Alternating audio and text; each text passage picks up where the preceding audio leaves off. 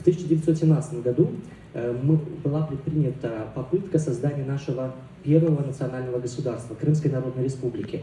И Конституция этой республики впервые в Европе обеспечила для женщин в 1916 году еще право не только выбирать, но и избираться.